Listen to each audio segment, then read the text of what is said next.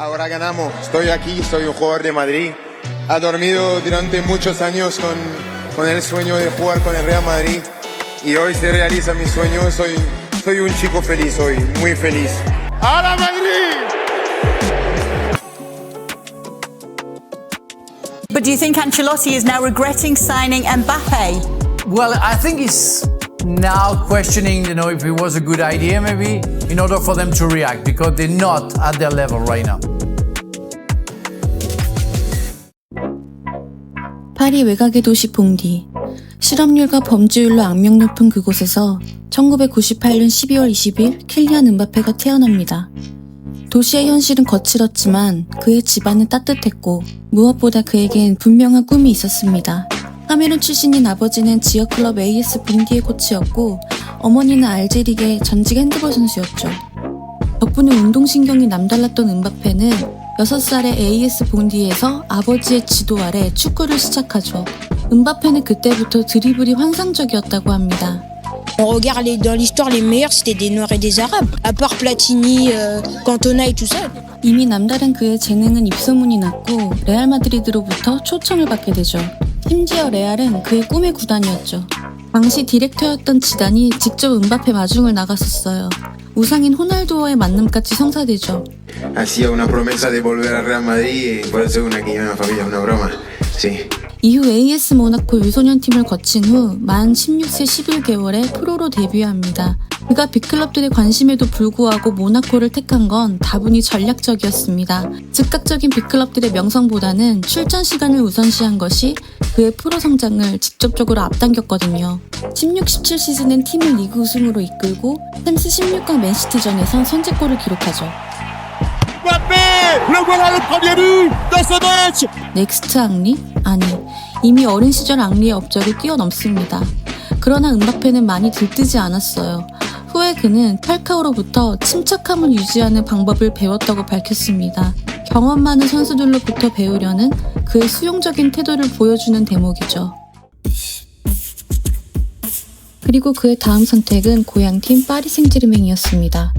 재정적 페어플레이 규정을 피하기 위해 파리는 음바페를 1년 임대 형식으로 데려온 뒤 이듬해 완전 영입하는 구조를 택했습니다. 이적료는 1억 8천만 유로, 한화로 약 2,300억 원이었습니다. 네이마르에 이어 세계에서 두 번째로 비싼 선수, 그리고 역대 가장 비싼 10대 선수가 된 순간이었습니다. 그리고 그해 여름, 2018년 러시아 월드컵. 당시 만 19세에 프랑스 주전 공격수로 출전하죠. 특히 아르헨티나와의 16강전에서는 펠레 이후 처음으로 토너먼트에서 멀티골을 기록한 10대 선수라는 대기록을 씁니다. 그리고 대망의 결승전. 음바페는 월드컵 결승에서 득점한 역대 두 번째 10대 선수가 되었고 이 또한 펠레 이후 처음이었습니다. 프랑스는 월드컵에서 우승했고 음바페는 대회 최고의 유망주 베스트 영 플레이어로 선정됩니다. 센세이셔널한 그의 활약은 유럽을 넘어 전 세계에 음바페라는 이름을 확실히 각인시켰습니다. 월드컵 우승 이후 음바페는 팀으로 돌아와 명실상부 핵심 선수로 자리매김합니다. 그는 모든 대회를 통틀어 308경기에서 256골이라는 놀라운 기록을 세웠으며 PSG 역대 최다 득점자로 이름을 올렸습니다. PSG는 그 기간 동안 6번의 리그왕 우승을 하죠. 그리고 음바페는 6시즌 연속 리그왕 득점왕을 독식합니다. 2019년엔 친정팀 모나코를 상대로 해트트릭. L'appel à pleine vitesse de Kylian Mbappé. Pour la soirée, servir idéalement Kylian Mbappé. 네이마르, 메시와 함께 M&M 트리오의 한 축을 담당했던 음바페. 그의 가장 큰 장점은 무엇보다도 정광석과 같은 속도, 그리고 거기에 더해진 드리블 능력이었습니다. 또한 방향 전환 속도도 아주 빠른 편이었어요. 여기에 더해진 득점 본능과 위치 선정, 지능적인 오프더볼 움직임도 갖추었죠.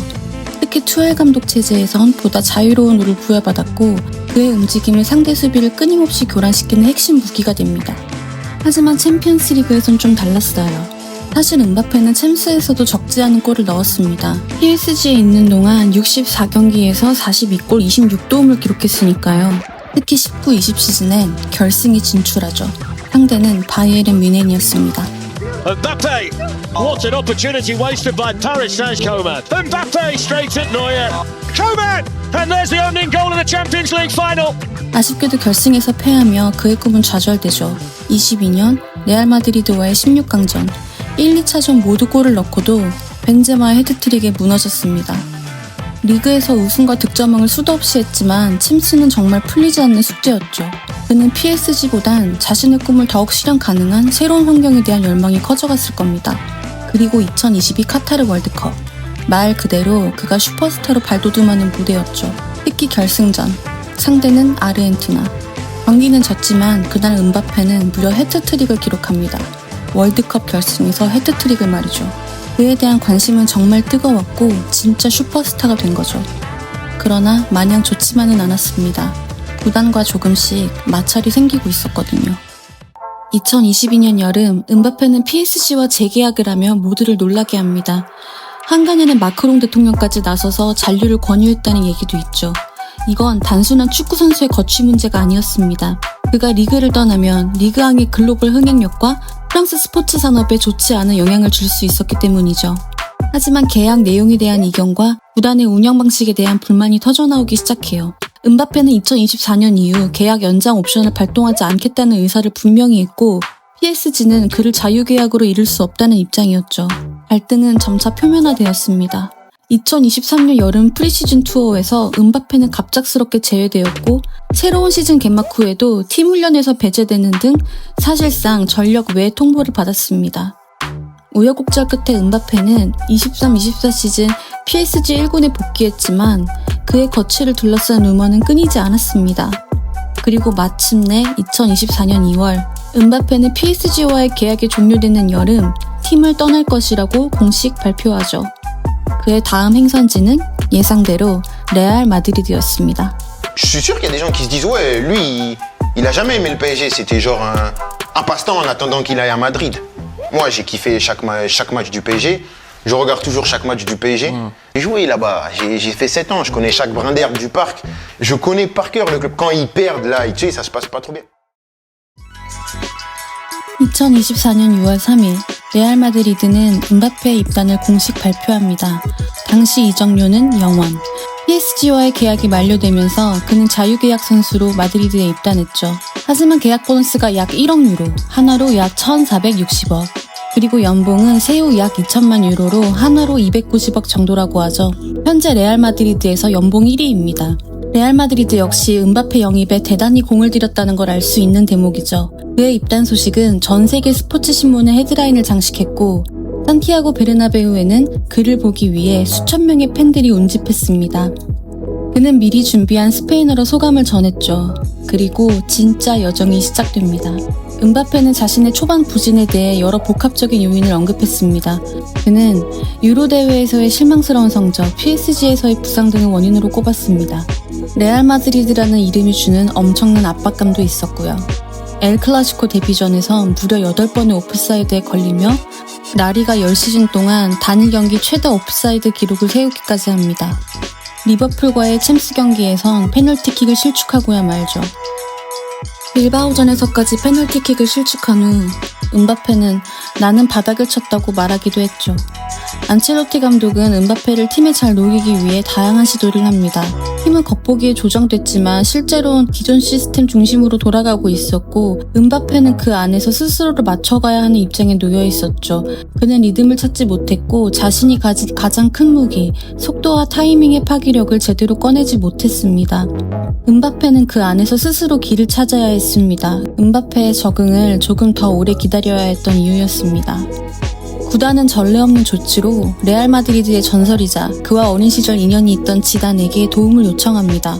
은바페에게 전술적 조언과 정서적 지원을 제공하도록 했죠.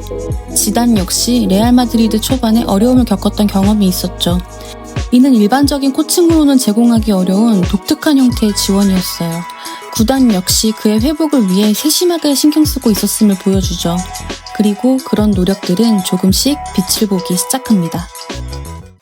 그의 부활은 점진적이었습니다. 2025년 1월 비아돌리드전에서 레알 입단 이후 첫 헤트트릭. 그의 움직임은 눈에 띄게 좋아졌습니다. 맨시티와의 챔스 플레이오프 2차전. Mbappe's got beyond Diaz and he's helped it into the back of the City net. And now Mbappe, it's two, and grabs himself a hat-trick and puts the Blues out of the Champions League. 그리고 바르셀로나전. 초반 엘클라시코의 오명을 벗는 헤트트릭을 해냅니다. 슈퍼컵, 인터컨티넨탈컵, 코파델레이 모든 결승에서 득점합니다. 하지만 아이러니하게도 경기는 대부분 패배했어요. 또 하나, 여전히 풀지 못한 숙제, 챔피언스 리그. 8강에서 아스널에게 패배하며 탈락하게 되죠. 그런데 친정팀인 PSG가 무려 우승을 하는 상황이 벌어지게 됩니다. 챔스는 그에게 꿈이었던 무대였죠. 그런데 그가 떠나자마자 친정팀의 우승이라니. 하지만 그는 인스타그램을 통해 PSG를 축하했습니다. 시즌이 끝났을 때 은바페는 모든 대회에서 59경기 44골 5도움을 기록하죠. 초반 부진에도 불구하고 대단한 기록이었습니다. 레알 마드리드 데뷔 시즌 최다 득점 신기록을 갱신하죠. 참 우여곡절이 많은 시즌이었습니다. 2025년 여름 레알 마드리드는 사비 알론소 감독을 선임하며 새로운 변화를 모색합니다. 그는 4백은 물론 3백을 유연하게 적용시킵니다. 핵심은 고강도 압박과 전원 수비. 그는 모두가 수비해야 한다고 말했죠.